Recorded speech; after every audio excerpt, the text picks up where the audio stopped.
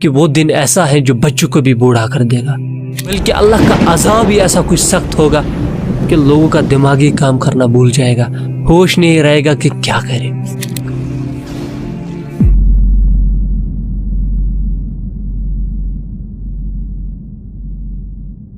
قیامت کا ڈراؤنا منظر سورۃ الحج کے سٹارٹ میں ہی اللہ تعالیٰ نے بتایا، یا ایھا الناس اتقوا ربکم، اے لوگو اپنے پروردگار سے ڈرو، ان زلزلۃ الساعۃ شیء عظیم، حقیقت یہ ہے کہ قیامت کا زلزلہ بڑی ہولناک چیز ہے۔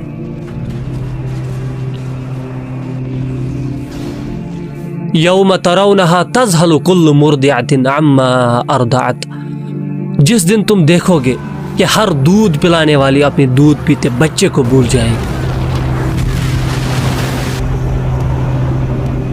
مطلب جب وہ قیامت کا زلزلہ آئے گا تو مائیں اپنے دودھ پیتے بچوں کو دودھ پلاتے پلاتے بھاگ نکلیں گی، اور یہ ہوش نہیں رہے گا کہ ہمارے لاڈلے کے ساتھ کیا گزرے گی۔ وَتَضَعُ كُلُّ ذَاتٍ حَمْلٍ حَمْلَهَا، اور ہر حاملہ کا حمل گر جائے گا، ایسا دہشت کا عالم ہوگا۔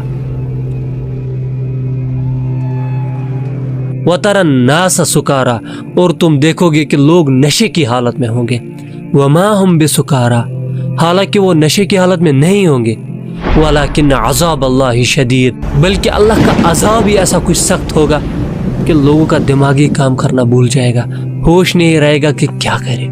قیامت کا دن، حالانکہ سورۃ المزمل میں اللہ تعالیٰ نے فرمایا کہ وہ دن ایسا ہے جو بچوں کو بھی بوڑھا کر دے گا، اور یہ نہ سمجھیے گا کہ یہ 24 گھنٹے کا دن ہے، نہیں، قرآن میں دوسری جگہ اللہ تعالیٰ نے فرمایا قیامت کا ایک دن 50,000 سال کے برابر ہے۔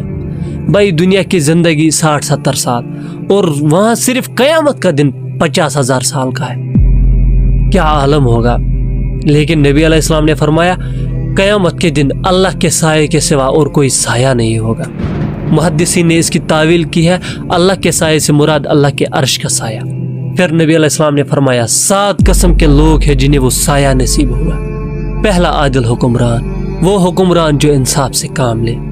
دوسرا وہ شخص جس نے جوانی میں عبادت کی، جوانی میں عبادت کرنا کمال ہے، اپنے ہاتھوں اپنے ڈیزائرز کو گلا دبانا ہوتا ہے، حرام ڈیزائرز کو، حلال کو نہیں۔ تیسرا وہ شخص جس کا دل مسجد میں اٹک رہا ہو، یعنی مسجد سے باہر نکلے جیسے مچھلی پانی سے باہر آئی ہو پھر مسجد جائے۔